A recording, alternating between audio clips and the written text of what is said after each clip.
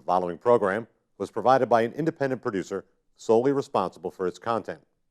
The opinions expressed do not necessarily represent the views of this station, its staff, board of directors, or underwriters.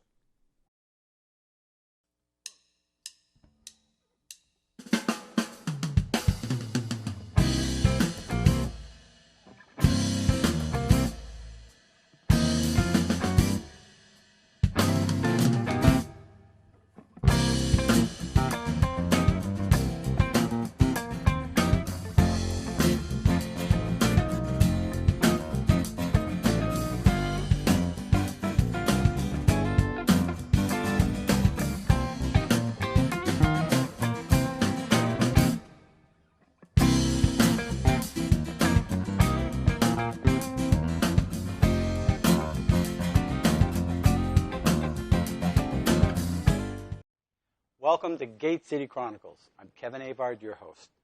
And today we're going to be talking about the Nashua Learning Center. And I have a couple of guests who are representing the center, Carol Baldwin and Carol Kreick, to talk about their roles and about the Learning Center. So welcome to the show. Thank you. Thank you. I'll begin. Okay, wonderful. And I think what we want to try to get across and inform you and our audience, who we are, what's the face of the Adult Learning Center, what do we do, who do we serve, how are we sort of organizationally structured, and how do we survive, how does our revenue stream kind of look. That's going to be very brief. We could go on and talk a lot about that, but just to at the outset I would say that our population base is males, females, from age 3 months to seniors. And I say not seniors in high school, seniors like me. Really? Yes. Okay. Yeah, so it's a wide span of a population mix. Why would there be folks, seniors like you, going there to the Adult Learning Center? There are a number of seniors who have not finished high school. They're still interested in doing that, getting their GED. They're looking for further information and learning about any English, improve their English skills, looking for some job training if they're going to re-enter. Obviously, if they're seniors, they're not so much focused on that. But I don't know how many seniors we actually have, but the programs are available to them. It's to everybody. It is to everybody, and that's what we really want to try to get across as well. So we can look back at back in 1972, which is sort of where the history of the Adult Learning Center. At that time, it was called Nashua Adult Learning Center. And it was the brainchild of a woman by the name of Dottie Oliver, who she and a number of volunteers worked out of the basements of local churches. And they were providing services, English, for young women who were having young children. They were not able to stay in school. And they were providing them with even some home management, but particularly the GED, which is the general education degree, the high school equivalency. You probably know, and a number of people are aware, some are not, that GED has been changed. The name of that is now called the HiSET. Yes, I've just recently heard that it has a better tone to it or something to that effect. But right. Have the standards changed for the HiSET is more difficult than general education diploma. Is it equivalent to a high school diploma? Yes, it is. Absolutely. So how did you folks get involved with this? With the adult ed? Well, what happened is the Dottie Oliver's program sort of picked up, and there were more students. And operating out of church basements is not the ideal place to try to service that population need. So in 1987, we'll fast forward quickly to say that the city of Nashua actually deeded the Crowley School, which is on Lake Street, our home today. They deeded that to the Adult Learning Center. So that's been our operational site ever since in 1987. So 2016, we're obviously 44 years into this operation. It's an older building. We're always looking for, The Crowley School is right on the corner of Main Street, basically, and Lake Street. Corner of Main Street and Lake Street. If you're familiar with Elm Street Junior High School, it's across the street. Oh, certainly then you are. We're putting on a concert there, by the way. You would be back home. Yeah. Right, that's right. You did say that. So So our programs at that point grew. Our staff grew, our programs grew, our budget grew. And our mission, which is a very, very important part of who we are today, but it was very similar in 1972. So its focus is embedded in that mission statement is a focus on education and literacy. And we offer, I would say, Carol will talk about some of the specific programs, but we focused in that mission statement on academic training, skills training, and a variety of support services, all of which are in preparation for these students and these individuals to become independent, self-supporting members of the community. What kind of staff do you have there for this training? We have currently 190 staff, 60 full-time, 130 in that part-time. little building? No. No. No. We actually, we have 5 programs overall, and one of our programs, our before and after school programs, is run out of the elementary schools in Nashua, Hudson, Litchfield, Merrimack, and Hollis. We provide before and after school care for children of working parents. You know, if you've got to be to work at 6, but your child doesn't go to school until 8, your child has a safe place at their school to be during that time It's period. a huge relief to Yes. many parents. And that's our largest program, and we have over 100 employees in that program. The rest of us do work out of Lake Street, or we also work on Arlington Street, Clearway High School. Interesting. So it's been around for a while now. And 44 years. 44 years. I know. I can look back and say, oh, my gosh, 44 Where years did it ago. go? Wow. Getting old. And I've actually been affiliated with it since 1987, so I'm one of the old-timers. So is it hard for somebody to come to you and ask for help? What is the Yes. procedure?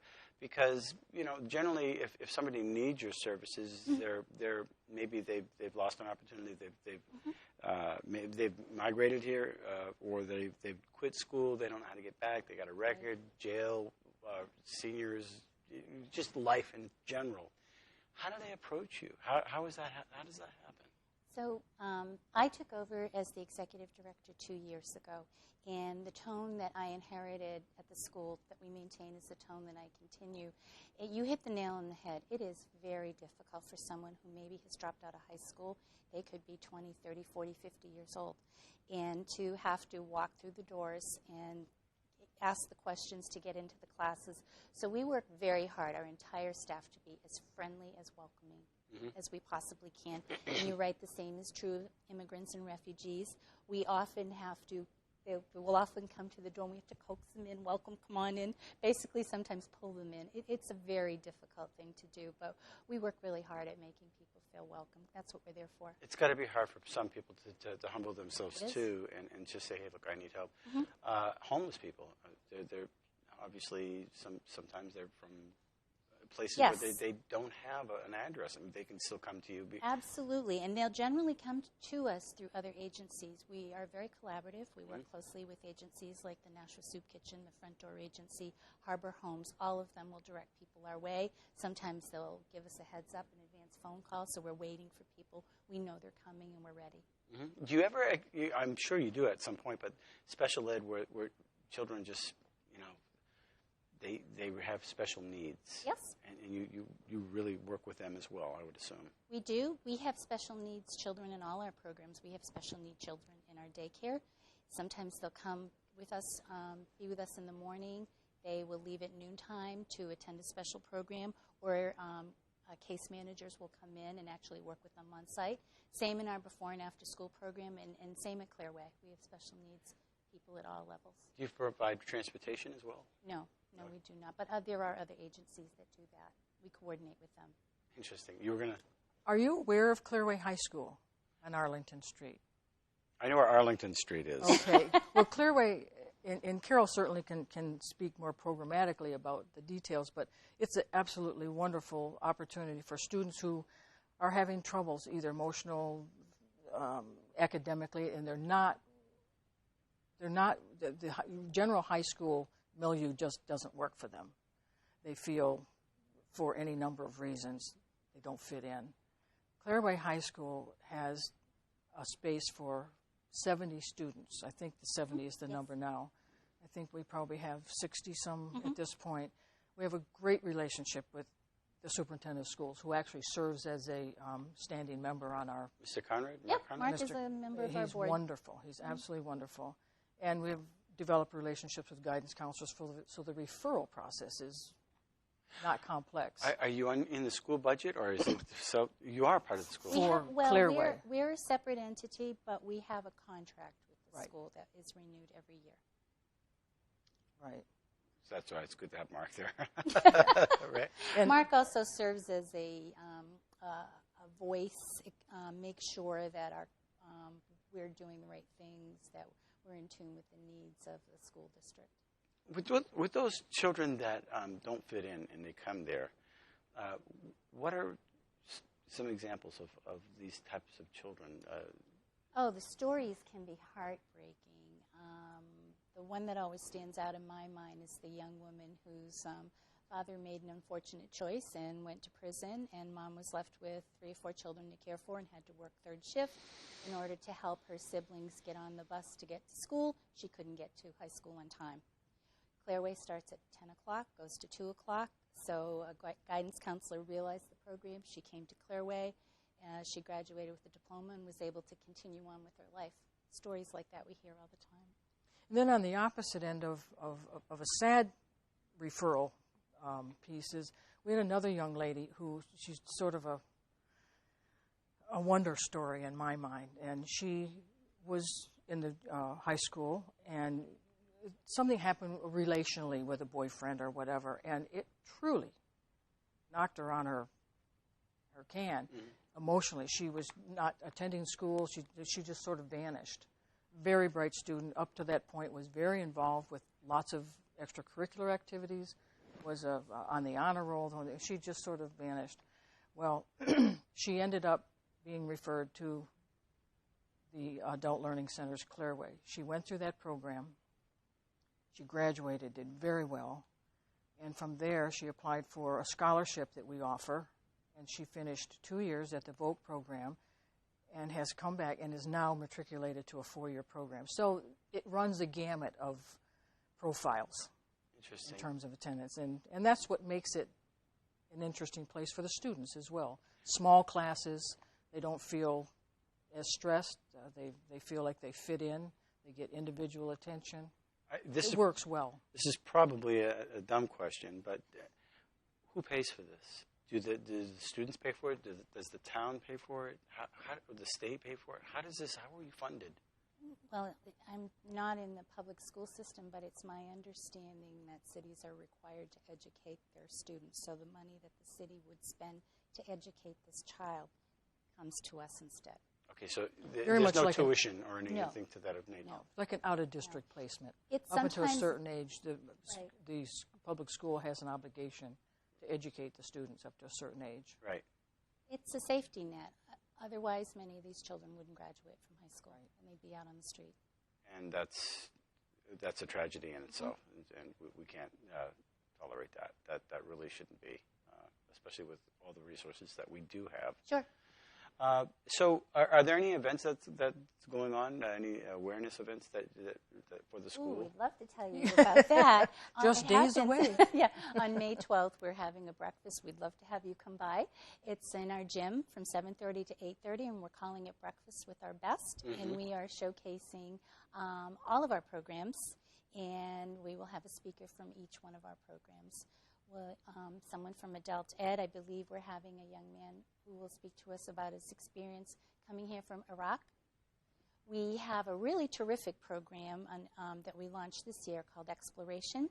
We have a STEM educator, and he goes to all of our after-school programs, and he does STEM workshops with the children. Okay. He'll showcase some of his workshops. We will have speakers from our computer technology program. You'll get to hear from some of our clients. Interesting. What are the needs of the school? Nope, Carol, your eyes just went just like that. Your eyes just went big, like donuts. Well, I'd like to say that Carol Kreick has been the longest-running board member ever, and was instrumental in our last capital campaign 10 years ago, where we raised almost $700,000 to replace the boiler in the Crowley School. $700,000 Yes. for Well, it didn't all, 700,000. It was an infrastructural Yes. capital campaign, and we had wonderful corporate support and community support. The boiler system was at 1927, made a so lot of noise, we I'm either sure. had to replace it or shut our doors. Right. So those are the things that people say, what do you spend your money on? At the end of the year, a nonprofit isn't supposed to have lots of extra money left over. We run a very frugal budget. Our budget is just short of $5 million, but this infrastructural capital campaign helped do major renovation of the gym, which we use publicly. We use it for our own programs. It was pretty outdated, and Do you have a field back out in the back of your place as well, like a track field? No, I Like the think you might labyrinth? be thinking of at Clearway. There's a field behind Clearway. Okay. And our building right On next door Arlington. is on Lake Street is Rotary Park, which is great to have, and we do make use of Rotary Park sometimes. Right. Yeah. We have a schoolyard on site. We are very fortunate to own that building, as Carol mentioned earlier. It was deeded to us in the mid-1980s by the city. But it is an old building, and it's all been completely renovated, but it's a lot to keep up. Sure. Yeah. Financial sustainability is a big focus for our board. We have an 18-member board, and we are regularly and consistently in a 3 to 5 year strategic planning effort, so that we really are assessing on a continual basis the needs of not only infrastructure but upgrading our programs and having a very clear focus on maintaining quality programs, maintaining quality leadership, quality staff, and financial sustainability. And so our fundraising efforts they've been we ran several golf tournaments until golf tournaments became almost overpopulated in the community. And then we have, I guess this leads to the revenue stream, which is a varied revenue stream. And we have direct fee-for-service monies that come in. We do federal, state, local grants. When refugees come in and they are referred to you, that could be very costly for any city or town to support, I would assume. But you help them to acclimate or assimilate into our culture. I'd like to take that. Sure. So we have grants from the state of New Hampshire that allow us to teach ESOL classes. And you're right, we have immigrants and refugees that come to us through Accentria and the International Institute. So we have a relationship with them, and they bring the students to us. We test them and we place them in classes. The idea being to help them learn English and assimilate as quickly as possible. We have a wonderful counselor on site, Sharon Dalton. She connects them with resources. We're also part of, I don't know if you've heard of the One Greater Nashua Initiative. It's an initiative by the United Way, the National Public Library, and the Adult Learning Center. We hired a coordinator, and it's the coordinator's job to we find that it works best when new citizens meet the new coming citizens, and they help each other out rather than us telling people where to go and what They're to do. excited to show them the ropes and Exactly. go through that. Well, Exactly. That's just a mentorship. Yes, That's kind of interesting. that's exactly what it is. So I remember up in the Franklin area years back, there was people survived Rwanda, family from the Congo. What a tragic story. And but it was a large family, the Mohizis. And they were brought over into the area, and they spoke 5 different languages. Sure. Very bright people. More than most of us. Most of us, right? They speak French, Congo, Swahili, the whole number. And to bring them into one school, that's just one set of languages that you have to work with a group of people. Then you may have somebody from the Dominican or someplace else where there's maybe a persecution going on. How do you assimilate all these people with such various backgrounds? You know, we're really gifted to have a lot of long-time ESOL teachers. You are correct. It isn't easy. We group people by levels. We have 6 levels of ESOL. There are people that come from some countries that are highly educated. They just need to learn English. On the other spectrum, we have people come to us who weren't literate in their native country. So we test and we place people right away. The people that come to the Adult Learning Center are very happy to be there. They're very excited and they really want to learn. It gives them hope. It is. It's a very happy, hopeful place. We have very few, if any issues. People are excited to be there. And we have a system of, we'll have the 6 levels of classes. At break time, all the levels will mingle and have coffee together, and people will find each other from their different countries. And that's also another part of the assimilation. Are the standards basically your math, your English, your things, but your standard courses? Yeah, pretty much. And in the upper levels, we also do things like interviewing skills, job seeking skills, financial literacy courses, things like that. Anything that someone would need to know to be a successful citizen here. Another interesting aspect that I find interesting is the number of the students, older people who come here from other countries that are professionals in their own countries, doctors, nurses, engineers. And when they come here, the certification process is very challenging, very difficult, and very costly. So they end up, and some of them have come, as you said, because of persecution and escaping some war-torn areas. They get here, they go to the Adult Learning Center, they end up getting citizenship, but they're still struggling. And I think the state, I would like to see the state do more to help those people acculturate into the United States, first of all, and into New Hampshire for us. I know of several families where the mother was an engineer. They had a son who was attending MIT, very, very bright student, and they came to visit him, and then the war broke out, and they ended up not going back. She is an engineer, and he was a dentist, and they're still struggling trying to figure out how they how they maintain or regain their professional. Totally different profession. Standards, and you've got to help them get them to a level of code or of certification, and you can point them in the right avenues and bring resources to them. Sure. Interesting. You don't have a music program, do you? Music No, is important. I agree. surely I is. completely agree. If we had more funds, maybe more donor-based and space. I think, when it comes to music, people don't understand that music is a language. It is a tool. It is a way and a means of communicating. We recently went on vacation, and it was just funny how that you could start singing a tune and it would turn ahead. You didn't speak the same language, but you turned ahead. True. And you build a bridge. And Yes. I can't stress it enough. But we're going to be closing out the show very shortly. So are there some final points that you want to bring out? How do people get into contact with you if they see the show and they say, you know what, that's for me? You can call us at 882-9080. You can come in anytime Monday through Friday, 8 to 4:30. We're happy to see you. You can connect to us through our website. On Lake Street? Yes, at Lake Street. That's correct. Do you need certain ID or anything like that to come in, or means of identification, or are there formalities? Only for the high-set exam. For the high-set exam, we need to know how old you are, whether you're, and you do need an ID for the high-set exam. That's a state requirement. Other than that, no. Just show up. We'll work with you. Do anything we can to get you. It's a great place. It really is. Well, we're glad that you came on the show. I recently, at the Capitol, I came back from vacation, and I saw this big, big pile of papers. From you. From our students. From your students. It's like this big.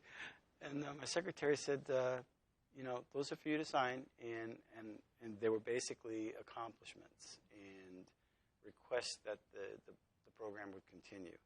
And I've signed some in the past, and usually they were just a little bit, but this was a big pile. So you've got a lot of graduating people, a lot of people that are moving forward. And I signed them all. Thank you. Yeah, absolutely. But I thought they might all be from Nashua, but one was from New Ipswich. They're scattered. We do have people from all over, and the letter writing campaign is also part of the curriculum. We like our students to understand that they can reach out to people like you. They need to be engaged in what's going on in the community, and they will be heard if they write to people like you. So that's what that's all about. Did you say they will be heard? Yes. Yes, they will be heard. I stress that to the fourth graders when they come up to the Capitol. If you don't speak up, you won't be heard. So there's a three-letter word that we use. Speak up. It starts with the letter H, and it's a three-letter word. Hey. Oh. I went to a school recently, and I sang to the kids about the Capitol song, and the kids remembered, and they walked by the hall, and they forgot my name, but they said, "Hey," Hey. and it turned my head. That's great. I'm the servant, you're the boss. That's great. And so when you get the letters, you want to encourage not just your students, but everybody across the state. If you don't speak up, you won't be heard. So we're glad that you came on the show to speak up and talk about the Adult Learning Center. We have 2 graduations coming up. We'd welcome you to attend either one of them. You have the dates specifically in your June 16th. June 15th and June 16th. It's quite an accomplishment for these families and these I'd love to come. young adults. Thank you for having We'll us. send an invitation to you. Thank you very much, and we'll make sure that we reply. So thanks Thank for coming you. on the show. And if the Adult Learning Center is something that you would like to participate in, maybe you've looked back and you said, I'd like to finish my education, or I'm struggling in certain areas that they can probably help you with, search them out. And we hope Gate City Chronicles is a help to you. That's the whole point of this program. And if you have a story or an agency or something that you'd like to share with the community, please come on the show. We'd love to have you. Did this hurt? No. No. No. See? So come on the show.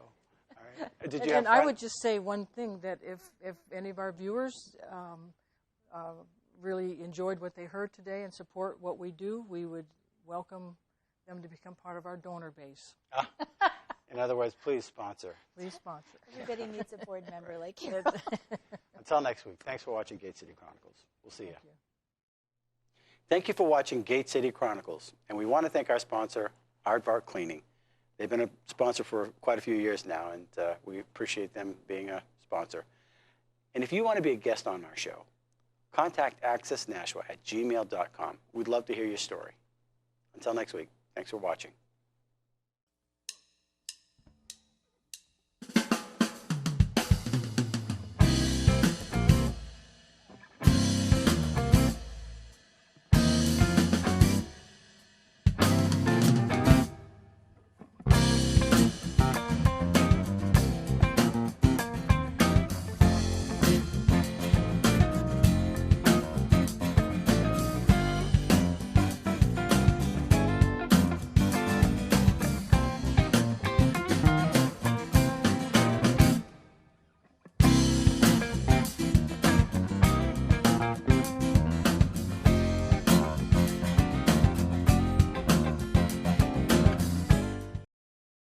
The preceding program was provided by an independent producer solely responsible for its content.